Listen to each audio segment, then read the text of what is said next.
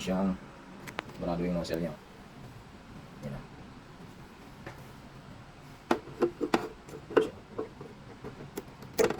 Yes.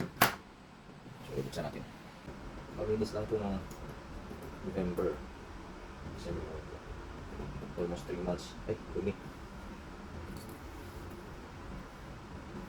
Po, ang dumi yun.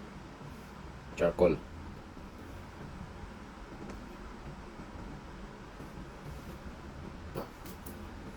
Lalapit natin ha. Yan o. Kailangan linisin to. Ito. Charcoal nyo. Pati yung nozzle kaya walang lumalabas na usok. Linisin muna natin. Tapos mapakita natin mamaya. Yan o mga trops, mga tropa. Grabe ang dumi.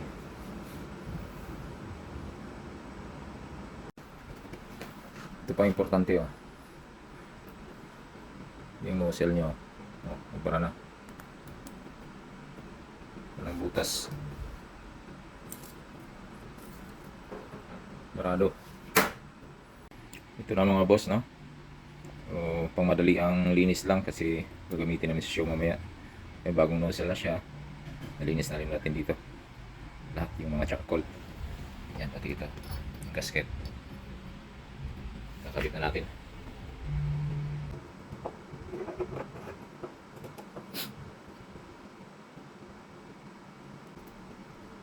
Madalian lang mga lods.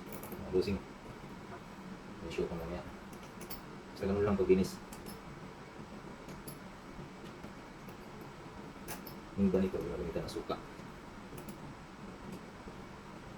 Nag-heating naman siya. Stable na yung green color dito sa likod. Ito yung indicator niya. Kaya, kahit hindi na-testing ko. Goods na yun. Tamang higpit lang siya. Pero, hindi na singaw. Yan.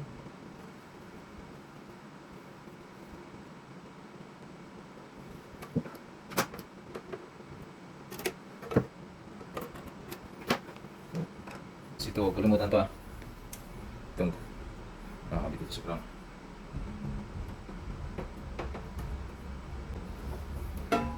Goods na yan mga bossing. Super goods. And thank you for watching. Ito na yung ibang tools. Ito lang. Pang survival tools lang.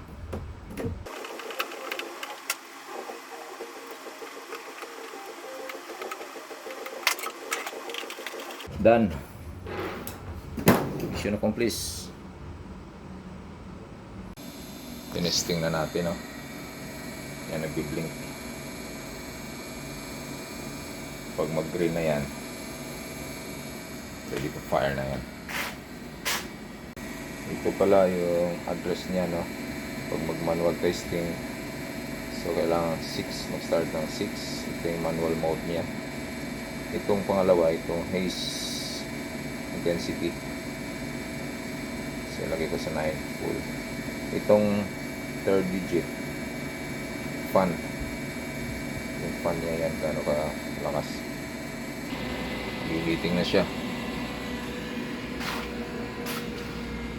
Yan, may lumalabas na oh. Hindi pa naka-full ah. Full natin. Ito ang gitna.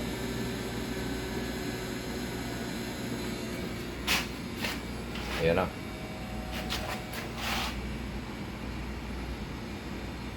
Ayos na mga bossing.